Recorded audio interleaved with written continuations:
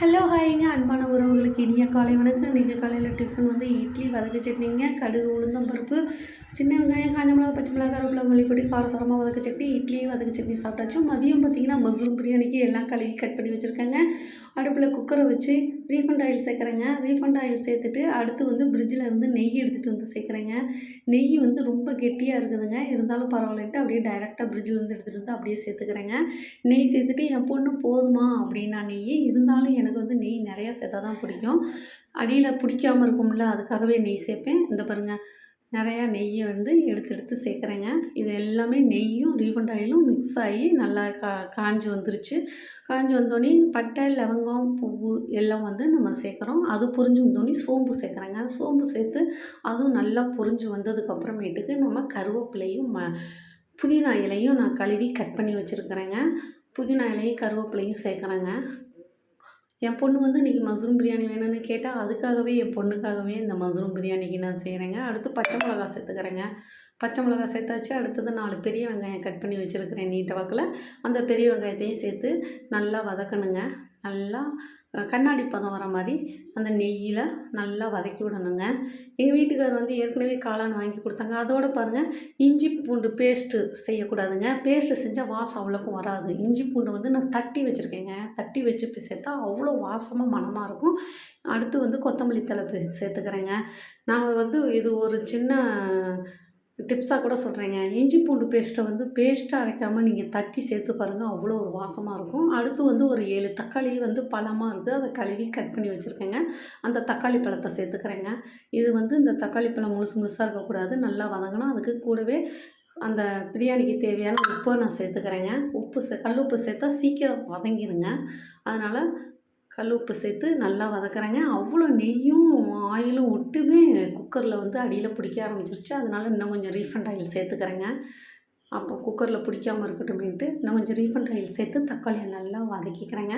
எங்கள் வீட்டுக்காரர் ஏற்கனவே ஒரு காளான் பாக்கெட் வாங்கிட்டு வந்தாங்க. ஃப்ரிட்ஜில் வச்சுட்டு நான் ஒர்க் விஷயமாக வெளியில் போவோம், அது வீணாக போயிடுச்சு.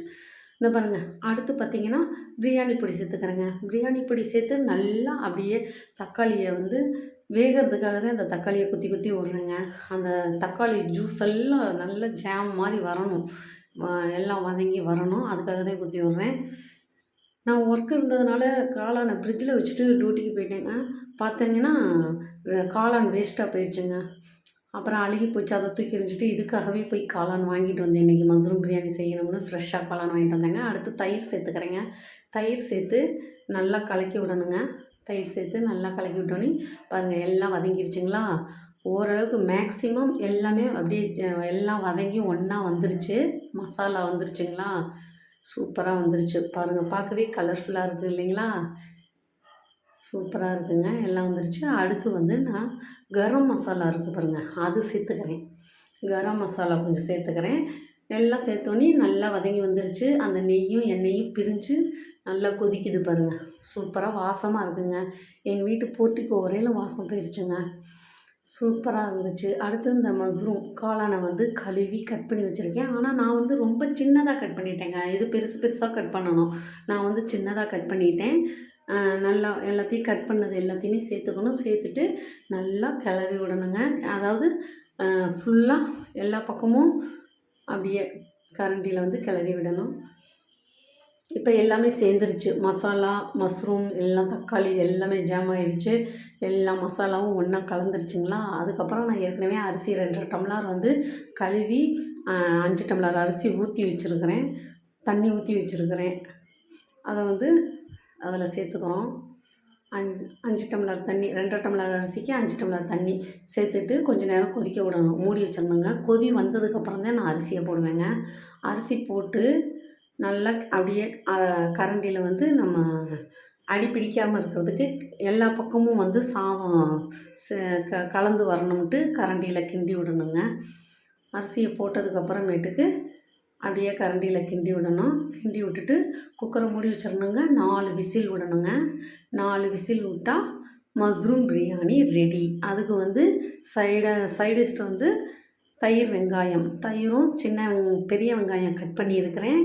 அடுத்தது பச்சை மிளகாய், ஒரு பச்சை மிளகாய், கொஞ்சம் கொத்தமல்லி தழை போட்டு ரெடி பண்ணி வச்சுருக்கேன். இது வந்து ஈவினிங் வந்து என் பொண்ணுக்கு கருப்பு சுண்டல் கேட்டால் அதுக்காக ஈவினிங் வேக வச்சு கொடுக்கறதுக்காக இப்போ மதியம் வந்து ஊற வச்சுருக்கேங்க. இந்த பாருங்கள், மஷ்ரூம் பிரியாணி எவ்வளோ நெய் சூப்பராக இருக்குது பாருங்கள். வெங்காயம், பச்சை மிளகாய், கொத்தமல்லி தழை கலந்தது சூப்பராக இருக்குது. அடுத்து பார்த்திங்கன்னா இங்கே பாருங்கள், ஈவினிங் வந்து ஸ்நாக்ஸ் ரெடி ஆயிடுச்சு. கருப்பு சுண்டல் வேக வச்சு ஆவி பறக்குது பாருங்கள், சூப்பராக இருக்குது. நைட்டு பார்த்திங்கன்னா வீட்டில் சமைக்கலை. எங்கள் வீட்டுக்காரர் வந்து 2 சப்பாத்தி, 2 புரோட்டா, சில்லி எல்லாம் வாங்கிட்டு வந்தாங்க.